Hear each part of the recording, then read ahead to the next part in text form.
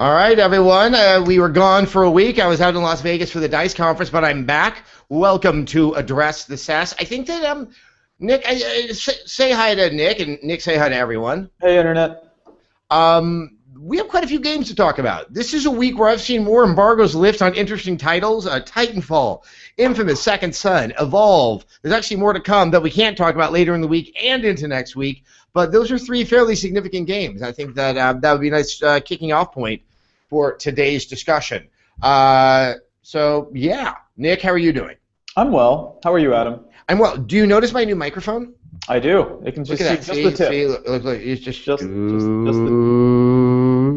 Oh, look at it. Yeah. That wasn't suggestive at all, now was it? Nope. No. Just good old family fun on the Google Hangout. Having fun with the microphones. Yeah, I have a fancy, old-timey looking microphone with the hopes it'll make me sound better. You can all let me know. Also, if none of you have seen my personal creative effort that I contributed to F3 Games today, our new video to try to promote subscriptions, I encourage you to do so. Feel free to make a GIF out of it, change your Twitter profile to my face. As I've said earlier, I'm now walking around the office, and they're calling me Little Antonioni.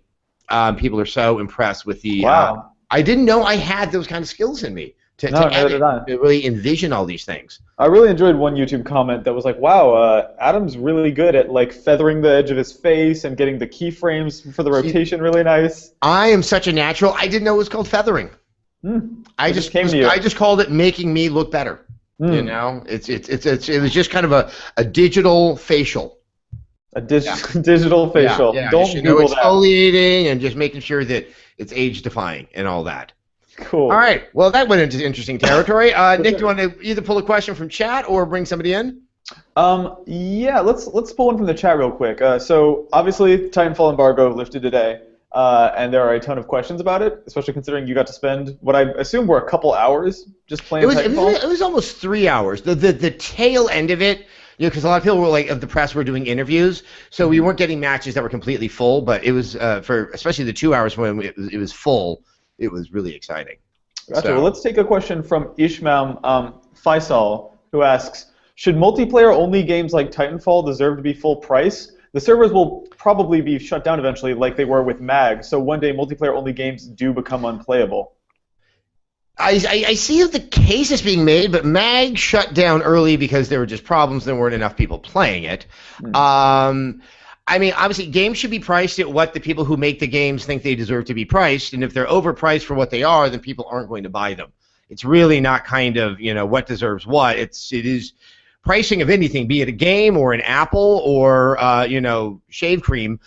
It's, you know, it is what the market is willing to withstand, and from what I can tell and just kind of seeing the awareness around Titanfall, I think $60 is not going to make many people blanch. You know, there's a sense that somehow a game is incomplete if it doesn't have a single-player component and it's just multiplayer. I'd rather just have the good part of the game rather than something unnecessary that, you know, either the developer felt was not going to be of the highest quality or just wasn't pertinent to the game-playing experience. I don't think that this one-size-fits-all approach to looking at what a game is supposed to be is so kind of retrograde in its thinking. I probably angered somebody by saying that, but it's the internet. I think it goes both. Yeah, I think it goes both ways too. Like I think in a lot of ways that Tomb Raider game last year would have been better without the multiplayer, if that makes sense. Just because to me it kind of tarnished what was a really pure, complete thing. Well, yeah, and that when something looks like it's more of a kind of a commercial ploy, some reason for you not to return it, it does make you reconsider the other part of the game that you really, really liked. You know, I do wish that there was just elastic pricing and that people didn't feel that every game had to be. I've said it before. I think Skyrim should be sold for $100, and that maybe, you know, kind of a short single player experience might go for $40. You know, have something that's elastic, but yeah, that's not what the market would handle. And my God, if they tried to sell Skyrim at $100, that would be a fun day on the internet, wouldn't it? Although people do willingly pay that price for collector's editions that just are the same thing but with a tiny statue in it, so yeah. There are people. I mean, yeah, collector's editions. That's a whole different address, the SES. Yeah. Oh, gosh. So let's hear from our first guest, Alex. Yes. Alex. Hey, Alex. You may need to unmute yourself. Hey, can you hear me? Yep, hey, I can hear you loud and clear, Alex. Cool. I like that. I like what you have up top. Thank you. Where did you get that idea? Inspired me with beard too. Yeah. Oh, I can see that. It's coming in quite nicely. Thank Good. you. Good for you, Alex. Where are you reaching us from? I'm from Lima, Ohio. So you're not caught in this ridiculous storm that I know has like crippled the entire southeast, but No, I mean it's right now we're having a heat wave. It's like 25 degrees outside right now. oh my, don't! You're just going to slap on. For a California boy like myself, that is a terrifying prospect. The good news is next week we might get up to like 50. So. So have you been keeping up on the Titanfall stuff that's been coming out all day? I have been a little bit. Admittedly, I play more PC and PS3 and PS4. Okay, that's that's the one system that is not going to be having Titanfall. Well, Right. we just put up something on Infamous Second Son, which is of relevant interest to you. And I do enjoy Infamous. I've enjoyed it since day one. Yeah, it is it's when I first heard what Sucker Punch was doing, I thought, oh no. And then I saw it, I was like, oh yes. Yeah, we'll see once it comes out, see if it's actually worth it or not. But I'm looking forward to it. So Alex, what's on your mind? I'm just wondering what do you think about the price point of $60?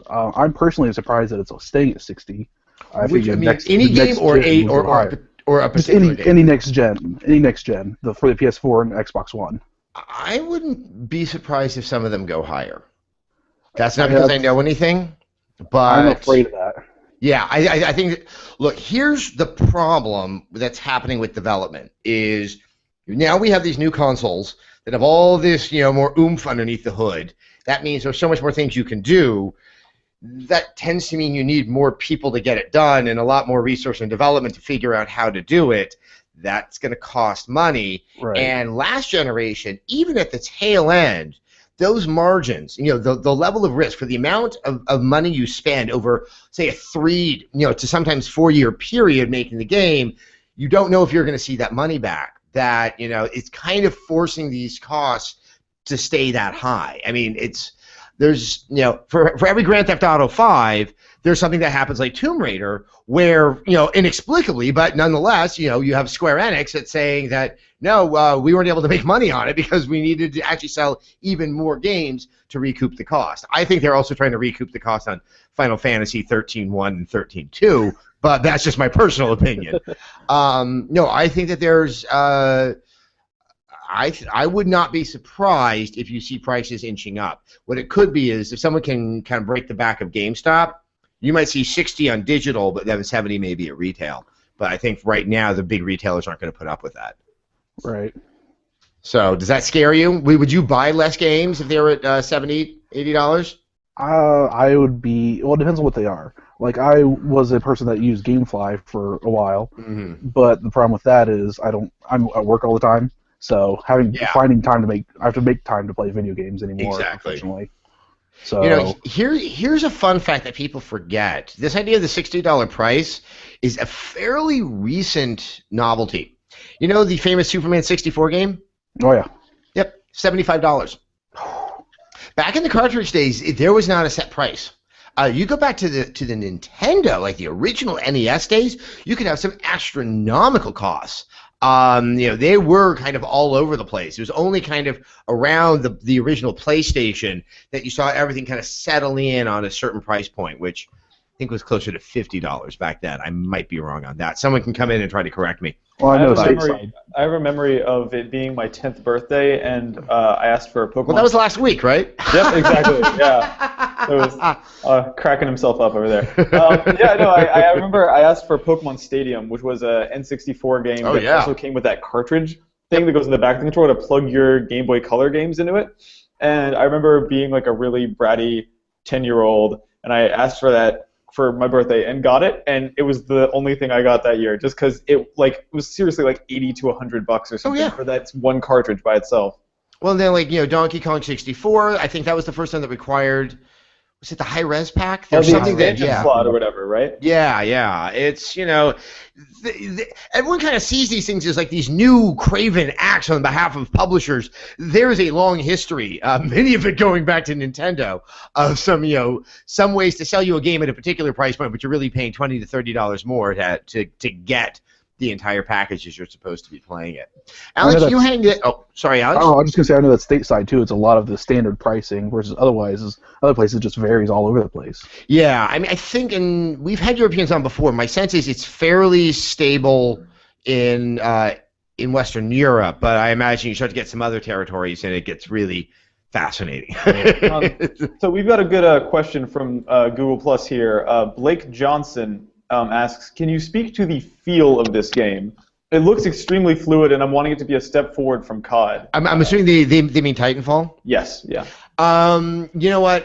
I would kind of dispense with trying, despite how so many people at Respawn worked on Call of Duty, the Call of Duty didn't go through my mind when I was actually playing it. Huh. I mean, it just feels good. The way you move with the jetpack, apparently all these people are angry at me about how I said parkouring, that apparently it's to parkour, or you play parkour.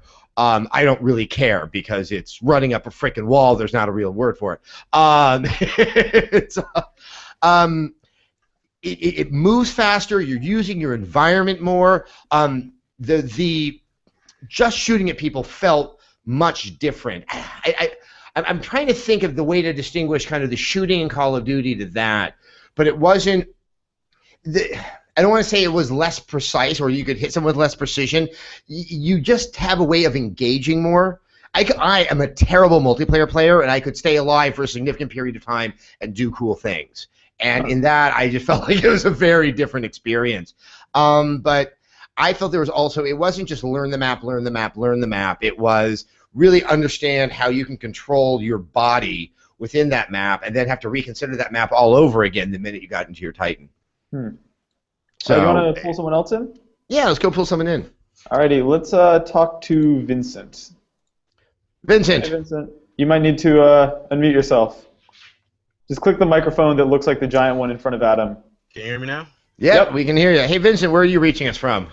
I am reaching you from Maryland, just outside of D.C., battening down the hatches before the snowstorm. Yeah, I was about to say, I was just with some people who are from one of the major developers out there in Maryland, and they were wondering if they were going home. So yeah, it's supposed to be bad tonight. I'm hoping I'm out of work tomorrow, but we'll see in the morning. Well, I just hope you have electricity. Obviously, that sounds like it's a real concern right now. Well, while you do, let's go ahead and get your question in. What's on your mind, Vincent? Like you, I'm pretty hyped about Titanfall. I managed to get into the closed alpha when they had that. I didn't. That makes one of us. Yeah, I was lucky enough to get in it, and as like a fan of Call of Duty, it blew my mind. Like I mean, was just. But do you think it feels like Call of Duty? I think it feels much different. At first, when I first played it, it felt like Call of Duty, but now that I'm looking more at it, I'm thinking it's more of a mix of Call of Duty and maybe something like Quake or Unreal. Mm-hmm. Oh, wow. In terms of how fluid and quick it is. I mean, I guess I found myself engaging in a different way than I would in Call of Duty, but it does remind me of Unreal Tournament. You're right. There's a word I can't come up with that would distinguish those two things. Yeah, like it's not slow. It's just very twitch paced. I remember from playing the alpha, like it was rare when I would actually just stop, and like just take my time and aim and shoot. It was usually just keep on running. Just gotta keep moving. Yeah, exactly. Were you on PC or Xbox One? Because hearing that it's twitch based. Gotcha. And you still felt, because I'm going to try to play the beta hopefully this weekend on my PC, but I think I'm going to be like the one person playing the PC version with a controller because I just don't have the right setup for mouse and keyboard right now. Did you still feel like you could compete and play a Twitch-based game with the control pad? Yeah, like I had no problems with it. Like I'm not going to say I'm an amazing Call of Duty player, but I can hold my own.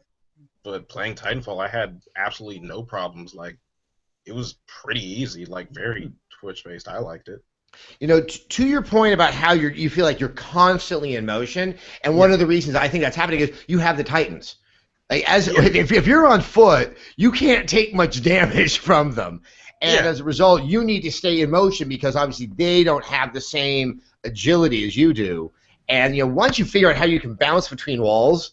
Yeah, I mean, I found on foot to be as fun, if not more fun, than playing in the Titan itself.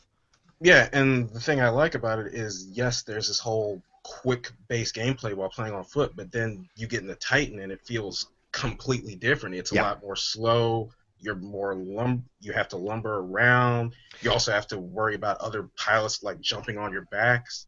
Yeah, I mean, you are far more vulnerable. And I was saying this in my hands-on impressions that some of the mistakes I made in early matches is I would treat it like when you are in a mech in a single-player game, or like say you get into a tank in Halo. It's kind of that moment of feeling of invincibility.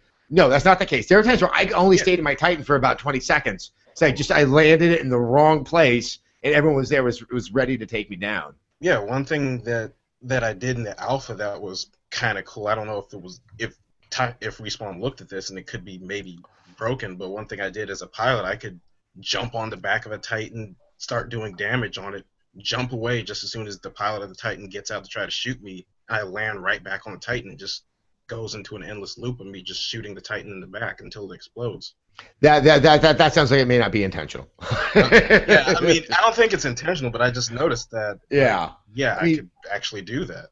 I mean, jumping out of the back of the Titan and then shooting into it to make it explode is one of the most satisfying things. I mean, it's fun, especially when you're with friends and you're trying to take down a Titan. It's like this sci-fi moment from Gulliver's Travels. It's like, no, if we work as a team, we can take it down. Yeah. the most craziest thing that happened to me in the alpha, I'm on the back of a Titan, I shoot it, I get the pilot of the Titan to eject, and we're both up in the air at the same time, and I melee him in midair. It's like, oh wow! Yeah, it's like some Dragon Ball Z shit. So. Yeah, that's the thing, and I think, and of course, if you play it day after day after, month after month, it may lose that, but there was a continual feeling of invention. Like, I had not yet figured out all the things that I could do, and I think that's where I think quite a few of my colleagues' enthusiasm is coming from.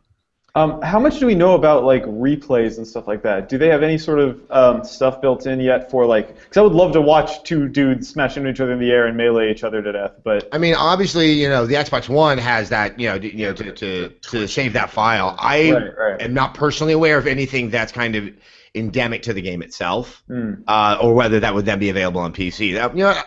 Thank you, Nick. I will look into that because I hate looking like I don't know what I'm talking about. Oh.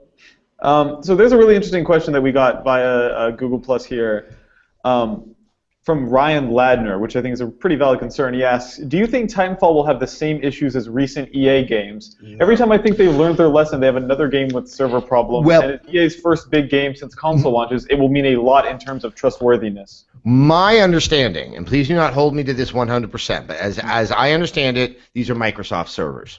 Microsoft has kind of bet the farm on this puppy, and I think they, as well as the rest of the world, are aware of the troubles both with SimCity and Battlefield 4. There is so much at stake at this that don't hold me to it. My gut is telling me, because this game has to perform right out of the box, that it will. That it's there. I mean, this is a very important thing to Respawn. They own the IP. No one wants to tarnish what this is. There's so much at stake at this one that cross fingers, But my feeling is between Respawn's stake in this and Microsoft's stake in this, it's going to work at launch. But that, once again, is a very fair apprehension, and I think for a lot of people that aren't always in the know, knowing what happened with Battlefield 4, knowing that EA is the publisher on this game, that I think might be the largest hurdle that this game has to overcome. All right, so let's hear from another guest. We've got Chris John in here. Chris John. Hi, Chris John. Hi, guys. Can you hear me? Yes. Hi, guys. Hi, Adam. And I have my quick question for you. I'm a fan of NPCs in games, and I was wondering how big of an impact the NPCs in Titanfall, are they cannon fodder, or are they part of the game mechanics? Okay, so it's actually yes to both. Okay. I think some of the grunts are there primarily for, I think, lower skilled players, so they can still get some traction, start to level up a little bit. They serve another purpose, and this is something I actually didn't touch on enough in my impressions, the spectacle of this game. There are times, and Vincent, I know you said you never slowed down. I slowed down a few times because sometimes you just have to watch what's going on around you. It's so crazy. You see the Titans, you see everyone fighting it, you see all the new Titans coming in. That they also kind of flesh out the visual of that map so that you really have this. I think the effect is to almost like raise your adrenaline. You get the sense that the stakes are very, very, very high. Now, the one thing about those NPCs I did notice is in the last hour I was playing at the event, like I said, there are people that were getting food, going to the bathroom, taking a break, or doing an interview. I got into one match that only had 4 people in it, and you really then feel the presence of the NPCs. And yeah, they don't have they don't have AI that's on the level of what a player is. And I didn't get the sense that it kind of filled out the match, and it compensated for the lack of human players in it. But when it was 6-on-6, it was neither a problem nor a crutch. It really, I found it was just kind of amplifying it. And there are times, because you are moving so fast, it wasn't until afterwards I knew if what I shot was AI controlled or if it was player controlled. Fantastic. Yeah, I was speaking again with the 6-on-6. I'm really happy that it's a smaller base game versus like Battlefield or Call of Duty, where we can put it like big team battle.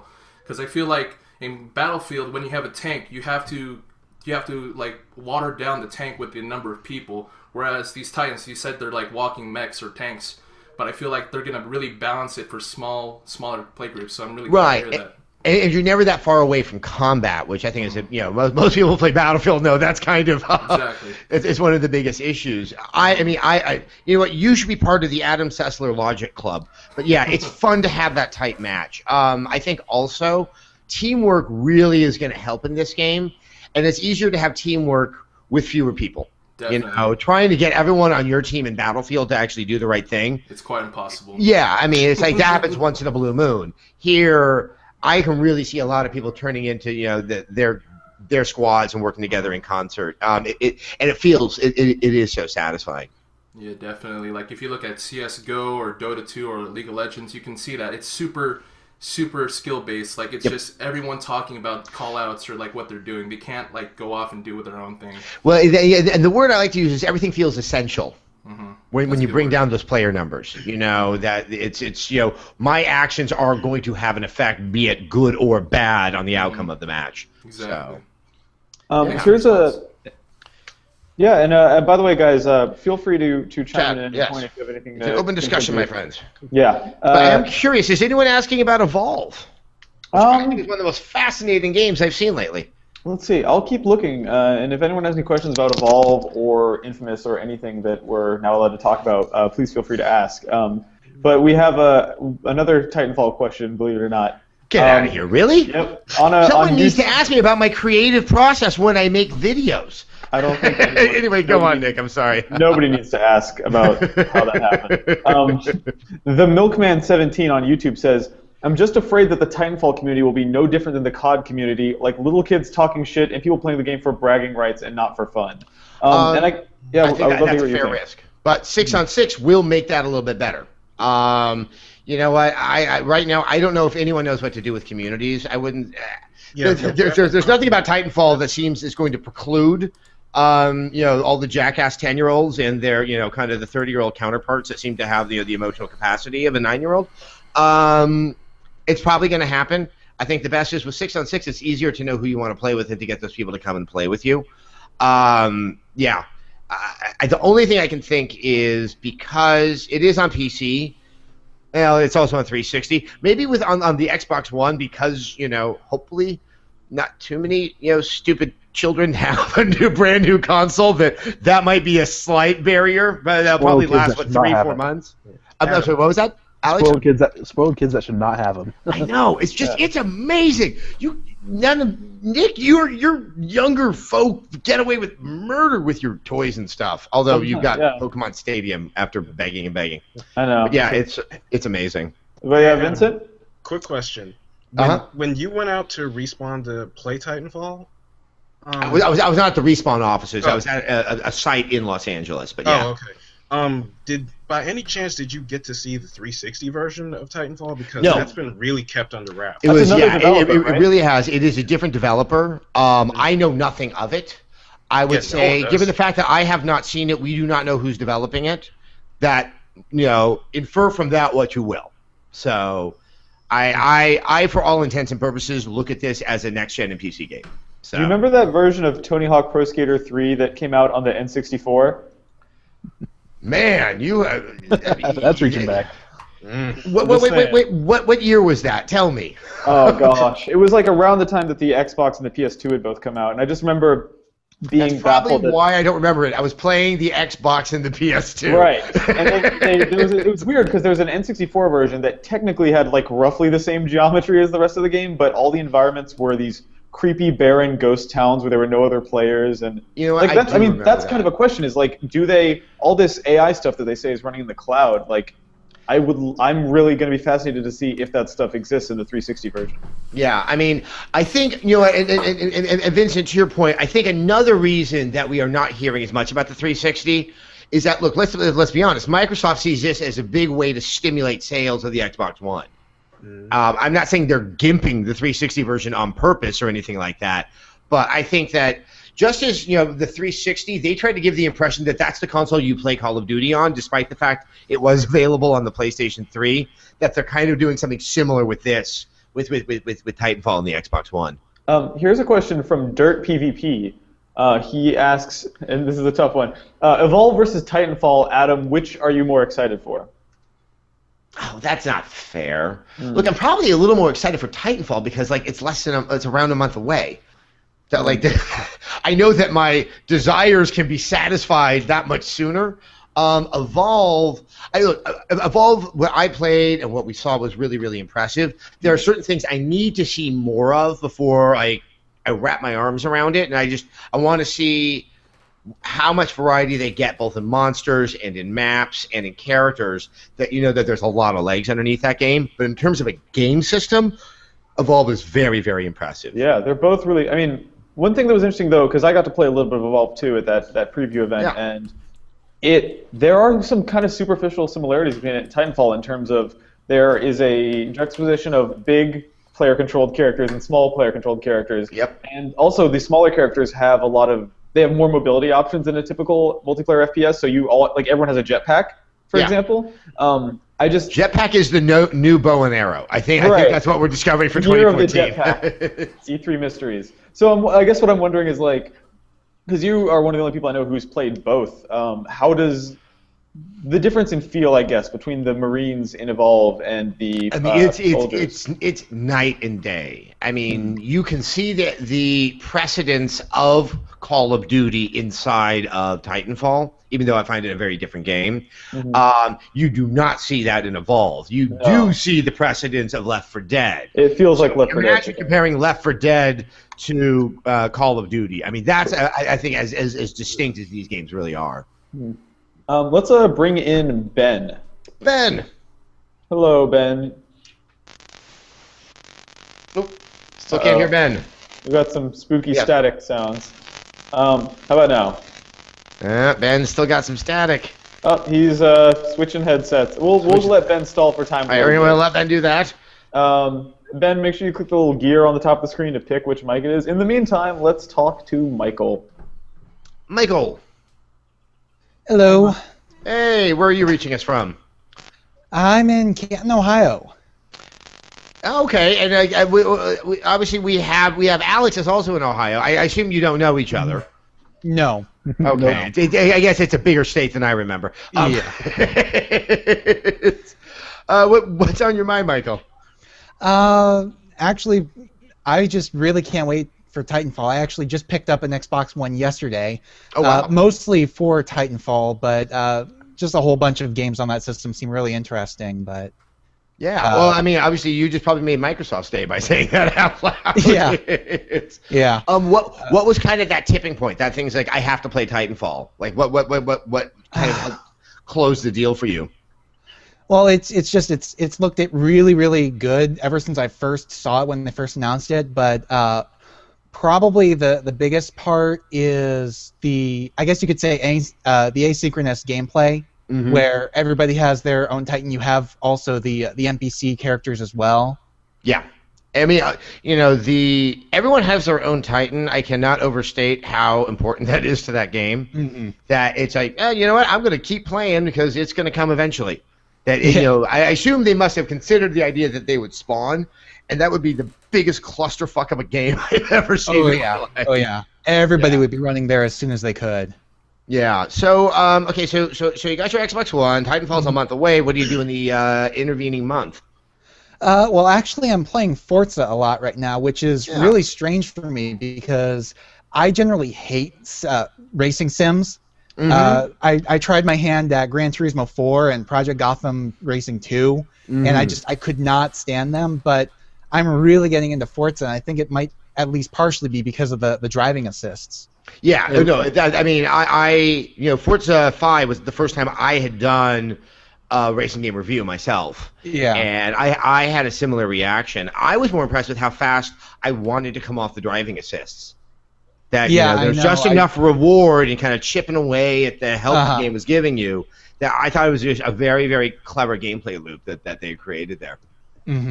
Yeah. So, okay, Nick, anyone else asking about Evolve? How about Infamous? I mean, where are all the Sony fanboys that want to kill me? I'm assuming thinking that I am so biased right now with the Titanfall. We did also, just so you know, guys, it was only yesterday I realized it's not Titanfall. I had no idea. Man, that was awkward in interviewing Vince Zampella. Gotta tell you. Yeah. We're gonna have to go back and post and dub over your voice. So Raging Fedora, which is an excellent name, asks, what do you think of the dynamic of 4 players versus 1 player in Evolve? Oh, that's just like the coolest thing ever. It's and this has been attempted to a much lesser degree in Aliens vs. Predator 2. There's probably some other. I mean, this has been something that people have wanted, and it just has not worked. To see it actually work, it becomes. I mean, it's a game of like hide and go seek. And the other part that I see fun is I can see community building where there will be some players that will become very adept at playing the monster. They play entirely differently. And I think there's some people that may very rarely want to play the monster, and some people who will only want to play the monster. In fact, somebody who was on the Turtle Rock team was coming up with the theory. He thinks people that are good at MOBAs tend to show quick success with the monster because there's certain strategic similarities between the two. And I like the idea that there will become famous monster players, and that you get your friends and you try to challenge that guy to see if you can take him down. I mean, there's so many interesting ways you can look at the game, both inside the gameplay and kind of the metagame itself, that the 4-on-1 allows for. I hope I hope they're watching and they take advantage of this. It's kind of what I'm saying. One of the real cool things about it too is the fact that since it is 4 versus 1, you actually are ganging up on a real person. Yep. And it's like one of those things that has always intrigued me about EVE Online. That despite, I mean, I've always kind of wanted to get into EVE Online, but it's like this really big difficulty level, so I've never been able to. But yeah, I mean, you made an assumption I haven't made yet, that actual people play EVE Online. I assume there's a hive brain that's like actually playing against itself. Right. It's just manifesting itself as all these individual players. So right, but one of the cool things about EVE Online is the fact that players themselves end up becoming basically the raid bosses in that game. Mm-hmm. Yeah, no, you're right. I mean, I mean, and EVE really is probably a rare instance where pure emergent gameplay really has happened, and I think it's a result of a community unlike any other. Yeah. That somehow that allowed to happen. I think that game, is it Rust? The very interesting MMO that's out there. That seems to turn those players into just sociopaths. Yeah. I could see something similar happening in that game as well, as they iterate and they kind of tweak and fine tune it. But no, you really have a good point there. Obviously, Evolve doesn't have the breadth to allow for that much emergent play, but within those moments, you're absolutely right. Mm-hmm. Am I the only one, when I looked at Evolve, it looks cool? But definitely. It looks great. It looks great. But I the only one? It's CryEngine, and they're using it better than Crytek. Yeah, the thing is, am I the only one that thought this was a golden opportunity for them to take the Ghostbusters license? Yes, that's what I said.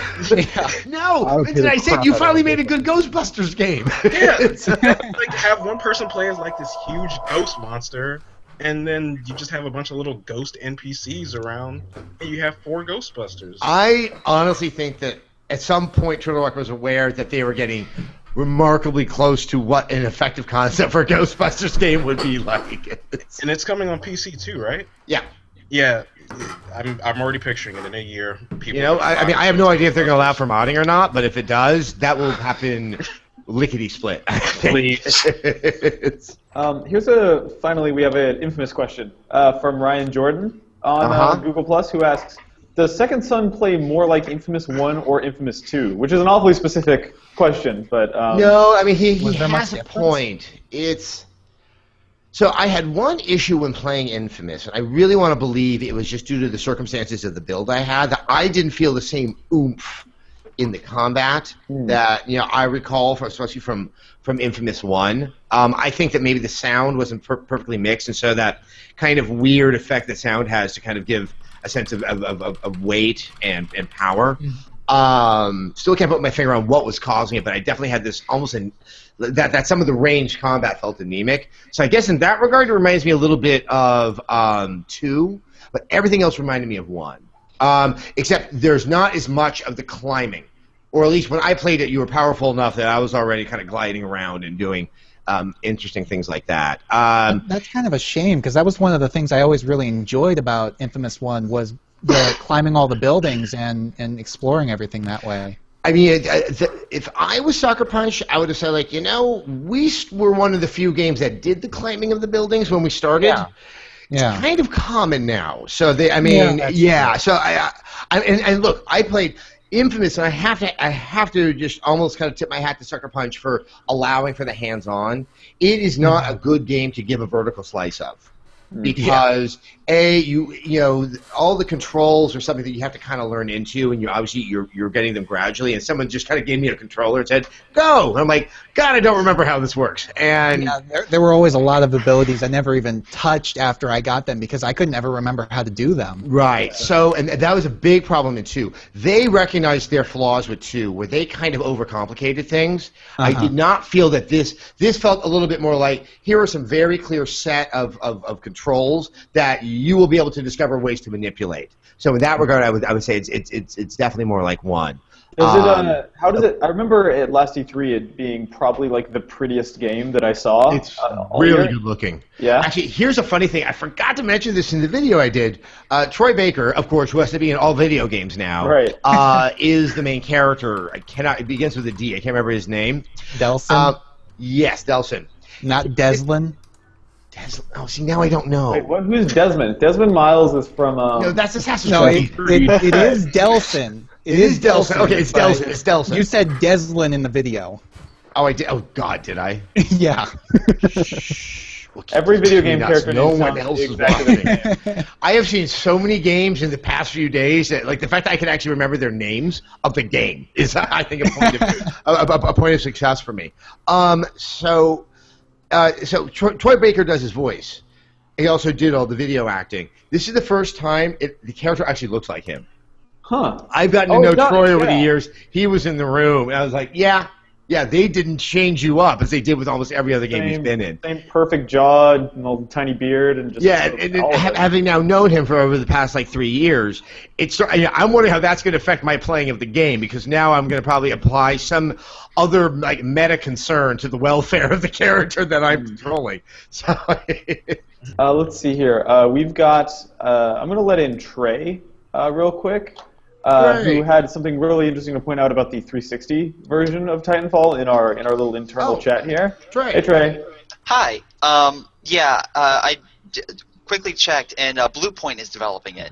They developed Metal Gear Solid HD Collection, Ico and Shadow Colossus Collection, and PlayStation All-Stars Battle Royale for Vita. Some of that, I mean, look, especially the job that was done on Shadow and the Eco was a phenomenal job. What's interesting is that 2 of those, Metal Gear and the Team Eco games, were ports forward to a more powerful system. But then again, I guess this is obviously going in right. But I guess direction. All Stars for the Vita was also going in that direction. So that's interesting. I mean, Bluepoint. I want to be fair. I think I made some heavy implications. I want to retreat from a little bit. I don't think Bluepoint. The way that Titanfall has been discussed, and Nick spoke to this point, that there's a lot that's happening in the cloud.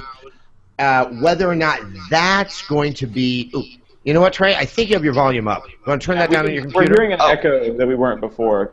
Okay, I'm sorry about that. No problem at all. Are you hearing anything now? Yep, we're golden. Okay. Awesome.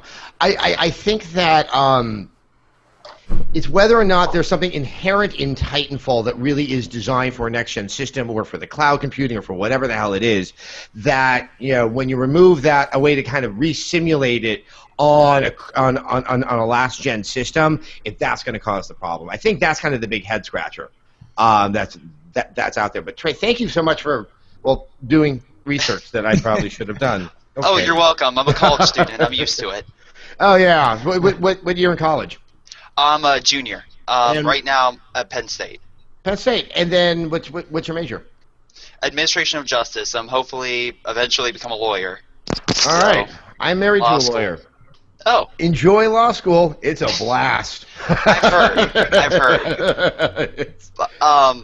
Speaking of Titanfall, I did not get to go, but my brother, he got the alpha on his Xbox One, and he enjoyed every second of it. Yep. My question he wanted me to ask you, was the fact Microsoft just purchased the Gears franchise and have all rights to them. Do you see something similar happen with Titanfall, especially since I don't want to say shoved, but they kind of, that Shang heist that they canceled or they put under wraps for the new Gears of War project? Do you see them as...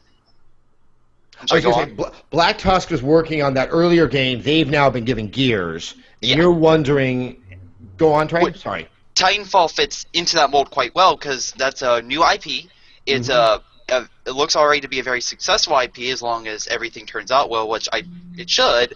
And with everything going on, if it sells like it's a lot of analysts are predicting, it could easily fit that mold for a brand new IP for a new generation.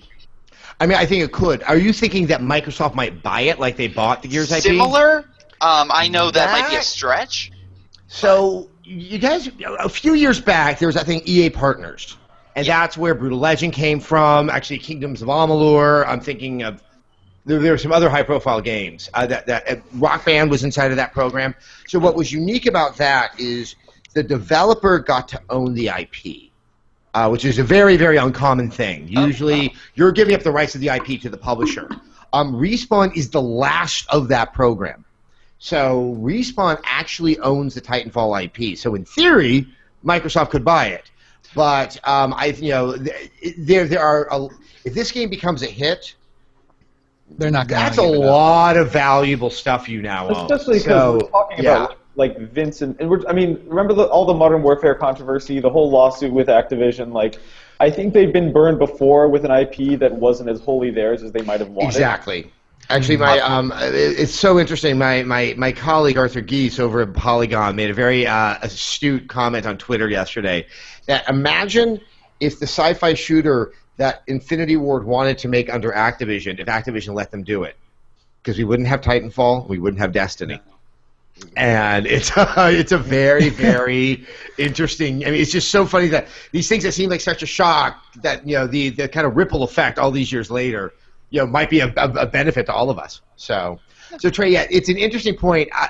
I will bet you, assuming that Titanfall does what I think it's going to do as well, which is to succeed quite well, a lot of people are going to be knocking on their door trying to figure that out. I mean, one of them is going to be EA. So there might be an interesting story to follow after the launch of Titanfall. I think that's a way of looking at it. Here's something that I think is a great question. It's something I've been wondering about too. So one of the things that started coming out after the embargo lifted today was this idea of burn cards. And Randall Wong on Google asks, with the introduction of burn cards as perks, it seems like a great way that EA could introduce microtransactions to the game via stuff like booster packs of cards for real money. Any thoughts on this? What are burn cards? Oh, so burn cards, yeah, Adam, can you explain it? Well, you take a shot at it first, and I'll see if that goes with my experience. I took like a cursory glance at the Polygon preview, and they explained that basically you, by doing certain things like rodeoing a Titan or getting on a kill streak or something, you unlock these cards that are they're temporary, but they're semi-persistent. So like you can just have them in your back pocket. Like, for example, one that makes you run faster. Then you get to use it until death. Well, okay. I think there might be some cases we can use it through the match. Right, and you don't have to use it the game you earn it. So like you could have one that you're just sitting on, saving them up. And another example of one that they showed was a perk that makes so you can spawn your Titan 40 seconds or faster than normal. Like the countdown timer is 40 seconds shorter. So they're basically like a more persistent version of like kill streak perks. Then. Exactly. But I wouldn't say they're that persistent, but the fact is, you can, as Nick said, you can keep them in your back pocket. Yeah. They don't activate upon the accomplishment of the goal. Okay. They're kind of married more to sound like a lot of packs. in-game, like we're seeing a lot of Gears games and stuff like that. Like, have you done 100 kills? Have you done 200 kills? They kind of activated those kind of goals within the game. Yes, I imagine there's somebody at EA that would think that. I do not believe that would happen. Knowing many of the people at Respawn, allowing anything into their game that would undo what clearly has been years and years of careful balancing and tuning, that just doesn't square with me. I hope that's true. Yeah, I honestly... EA will always do things that make us get questioned, but they are not trying to screw the last good thing. This is their first chance for goodwill. I don't know. I know. But like I said, remember, the relationship between this game and its publisher is not the same as Battlefield. It's not the same as other games. It almost seems more akin to me to the relationship between Activision and Blizzard, where technically they're yes, owned, exactly. But like it's well, it's the classic relationship between Lucasfilm and 20th Century Fox. Fox did not get to tell George Lucas what he gets to do with Indiana Jones nor Star Wars. They really function more as a distribution arm, and maybe they threw some money at it. I really don't. I'm not privy to what the actual business relationship is between the two, but it was well-known, and it was announced that they were coming in under the EA Partners program. And that does create a much different dynamic than a traditional developer in-house at a publisher. All righty, let's bring in Mike real quick and see what Mike has to say. Mike. Hello, Mike. Gotta unmute yourself, Mike. An ironic name for a guy whose microphone is muted. Just a quick little microphone at the top of the screen up there. Let's see. Hello. Mike's still muted. Alrighty, Mike. We'll leave you up, and we'll. Yep, there it goes. Hey, Mike. Mike. Oh. No. Or was I? Maybe I made that Mike. Up. Come on. Oh, there we go. There we go. All right, hello. Hey, Mike. Mike, where are you reaching us from? I'm from Pennsylvania. All right. So, are you in the path of the storm from hell, or are you on the outskirts of it? I'm kind of like caught in the middle. Get about 10 inches, something like that. But wow. No. 10 inches. I mean, yeah, we got like half a speck of rain here in California, so I would love, if you guys want to ship some of that crap this way, please by all means do it. Anyway, Mike, what's on your mind? Well, I'm a huge fan of you. I've been watching you for a long time. I just want to say hello. Hello? And thank you. Watch like feedback on old G4 and things like that. I was a big fan of that. Abby Heppy, who was on feedback, is now working at Respawn, and probably one of the most uncanny things is she's in the game, her voice and her likeness, which really, I mean, she's still a dear friend of mine, and it's just like, God, stop, get out of my game. It's like, I want to get a special pass just for me, where it's not someone I know. Anyway, Mike, go on. But I'm really excited for Titanfall, and this is one of those games like Call of Duty 4 is probably one of my favorites. All time, so this crew has been like one of my favorite crews. Mike, like unfortunately, you are breaking up like an AT&T call. Yeah, lean in a little bit closer, and we'll see if that fixes it. But what's your question? Like one of my friends was wondering, like he thinks the game kind of feels and looks like Crysis. I didn't know what you thought, like about that. That what looks like Crysis? That Titanfall looks like Crysis? It kind of looks and feels like it a little bit, just like the look of it. No. I didn't. You know why? Because it's fun. That's a big difference, yeah. We got a few YouTube comments to that effect, too, and I have to imagine what they're responding to is the sort of, like... sci-fi element. Sci-fi, but it's, like, kind of hard sci-fi. Like, that interview that you did, Adam, where they talked about putting panels on everything to give them scale and make them look like they were real machines. Crysis has a little bit of that in terms of the way that suit works. But it's also a much dirtier sci-fi than Crysis. Crysis always felt really forced. Except for the first game, when you're just kind of fighting the North Koreans, which was just kind of boring, but it kind of made sense. And the more sci-fi it got, the less I'm like, I don't really understand how this all wrapped. Like, I would never saw a good, clear underlying logic that explained kind of the aesthetics and that. This I do. And to the point that people have said, like, I wish there was a single-player campaign, I don't think it would enhance the game or it needs to be there, but there was something so already interesting about the world and some of the touches. You can understand that, like, a lot of these things, like the Titans, are clearly coming from some corporations are making them, and it's kind of like, you know, a Kojima-esque, you know, military-industrial complex. That, you know, how much that this is going to get explicated and articulated. And in that alone, I feel it's very distinct from Crysis, which honestly always came across to me as really arbitrary, sort of what was in it and what happened from level to level. Crysis was also awfully self-serious. I just built that new gaming PC, and I loaded up Crysis 2 on it just to have something that had graphics. And, like, I found myself Googling... I played the tutorial this weekend, and I'm playing Dark Souls right now, and the games are similar enough in the combat, but the controls are slightly different, and I can't do them both at once. It's just going to confuse me. But I loaded up Crysis 2 and realized that all the cutscenes, including the, like, 8 minutes it feels like of cutscenes at the beginning, are completely unskippable. And it's like, it's not a great story. No one's playing Crysis for the story. It just seems like I started to Google, like, how to skip, and I typed in the letter C, and it was like Crysis 2 cutscenes and Crysis 3 cutscenes. Like, I'm not the only person who's tried to get past them. It's just, I don't think anyone's taking Crysis as seriously as Crytek is, and it makes me like the game less. I don't know. I mean, yeah, I think some of those scenes are like they're streaming in the levels underneath them, and that's why you can't skip them. I always feel that Crysis is always more of like a benchmark for PC gaming or anything like that. That's all I hear it about, just like people running tests on it, and that's it. Yeah. Like, nothing about the game. And you know, the thing is though, and then I went and played Evolve, and I looked at the CryEngine, and I'm like, I don't know, I just felt like it looked better. You know, maybe I was just in a really good mood and I enjoyed the game. Well, it's kind of like what you talked about a few sets or something ago, right? About like quality of graphics and graphical fidelity and shadows and textures and all that are one thing, but it needs to be implemented in a way that's creative and interesting for it to actually was that when I made a comment about resolution and the entire internet tried to shit down my throat? We don't need to drudge that up. Yeah.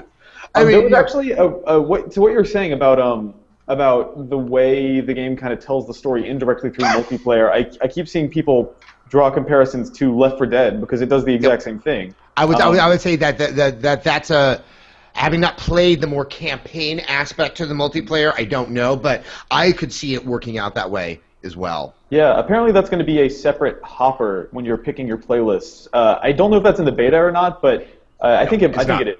I don't know. There's the campaign hopper and then just straight multiplayer for people who want that. Yeah, the campaign hopper is not in the beta. It's more just straight up matches. Okay. That makes sense. Yeah. They don't want to give away the farm. You know. Exactly. Nick, do you want to try to see if we can, do you want to bring in Rob and Ben simultaneously, and then we'll see them fighting over who is going to have in our final moments here of Address the Sash? Hey, Rob. What's up? Hey, what's up, guys? Where are you, Rob? I'm up here in Maine. Maine? Ooh, that's cold. The nice cold, yeah. Yeah. Ben, where are you? Lynchburg, Virginia. Oh, so you're like kind of, aren't you getting like with this nonsense? Not a lot right now. There's like 4 or 5 out right now. Inches. Okay. Between Ben and Rob, which one of you had the Titanfall question? I got a Titanfall question. Like, how about you, Ben? I have an Evolve question. All right, we're going to go. Rob, I'm going to get to the fact that we had something in here that had an Evolve question, I can't turn that down. Go ahead, Ben. Sorry about that. Basically, my question is being 4 versus 1, is it more or less that one person feel lonely running around? Okay, so this is where it gets, because remember, it's called Evolve, and there's the evolution that happens to the creature. Yeah. So creature starts out weaker than the 4 as a team.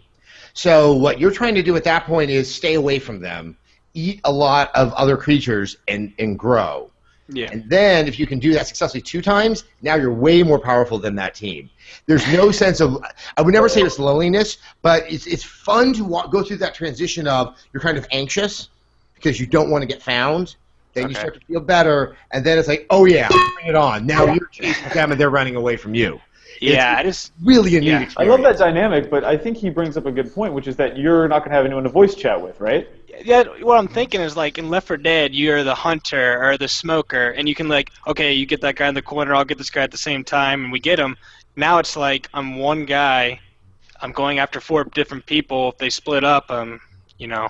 Well, that's the thing. Splitting up is not a good idea in that game. Oh, yeah. You want to keep a little bit of distance. When you're with the 4, if you are not in constant communication about what weapon you're using, because every weapon between different characters works, there's ways that they work together. I like that a and lot. So that's where the strategy happens. There's very few times that you can do much damage from a large distance, and if everyone gets in close, huge risk, but they can really mess up a creature.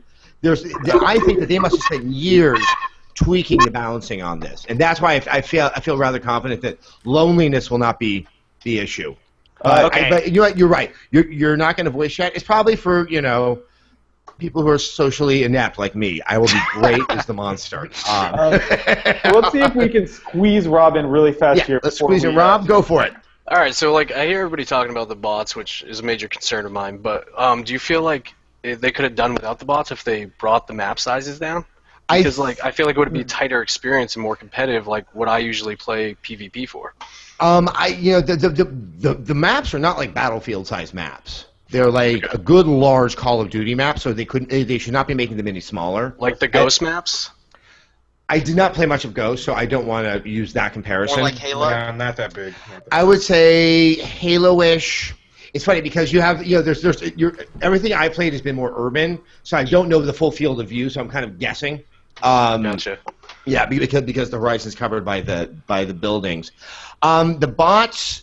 I mean, I know I was worried a little bit about the bots. It didn't even cross my mind until there were not enough players in the match. Like I said, the visual effect of the bots really, really help, and you kind of need to have, I think, a continuing feedback where you're just stomping at some people and getting some really, really cheap points as you're looking for an actual player. They're also really useful when you're doing what's it called, hardpoint, which is their version of domination.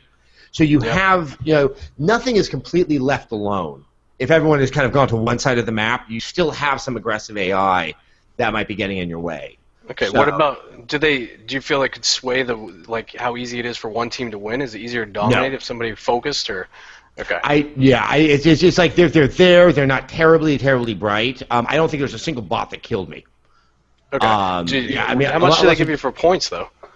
I think that you get a much lower point than if you get a player control character. It's not equal between the two. So that's probably going to be the one when the beta happens. I'd love to hear from some of you guys what your take on that is, because it is something new, and it didn't stand out to me. But some more experienced multiplayer players might have a little more insight into it. Always welcome that insight. You worry about farming? Just like hearing the reactions from people, I think, after this beta happens or begins this weekend, I think it'll be interesting too. Yeah, it's more like once you play it, you're like, okay, I get it, and that's what I'm curious to hear from everybody. And of course, that's going to start happening this weekend. I wish you all the best of getting into the beta. I don't even know if I'm getting into the beta, so no, honestly, I don't know if I'm getting in. So I've not seen a single email come through my inbox giving me what I want to see. Anyway, thank you again for joining us here on this Address the Sass. It's been a lot of fun. I think we have even more.